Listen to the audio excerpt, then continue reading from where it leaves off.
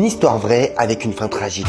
Une jeune adolescente s'est disputée très fortement avec ses parents et lui interdisait de sortir. Alors la jeune adolescente énervée est partie dans sa chambre et a claqué la porte. Et plus tard dans la soirée, quand ses parents se sont endormis, elle est sortie de la maison pour partir faire la fête et a marché rapidement vers la maison de son ami. Et à cette fête, elle a rencontré un gars qui avait quelques années de plus qu'elle. Ils se sont bien entendus et ont parlé pendant des heures. Ils ont ri toute la soirée. Puis le gars lui a proposé si elle voulait aller à une autre fête. Elle a accepté avec joie. Alors qu'il partait vers la voiture du gars, le gars a trébuché juste devant sa voiture. Il était complètement ivre. Elle commençait à avoir des doutes si elle devait vraiment monter avec lui. Alors ils sont partis faire la fête et le gars conduisait la voiture. Il mettait sa main sur l'épaule de la jeune adolescente. Il ne semblait pas prêter beaucoup d'attention à la route. Il portait plus d'attention à la jeune adolescente que la route. Mais tout d'un coup, ils ont été aveuglés par un éclair de phare. Le gars s'était accidentellement trompé de circulation et a heurté la voiture d'en face. Il y a eu un gros choc entre les deux voitures. La fille s'est complètement évanouie.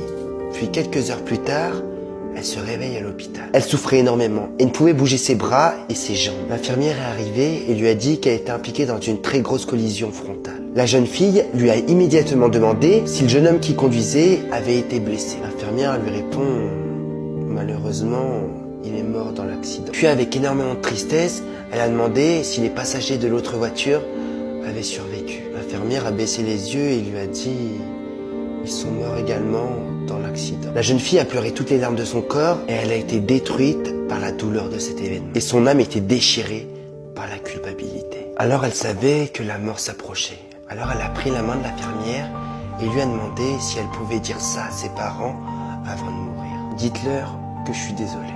Désolé de leur avoir désobéi.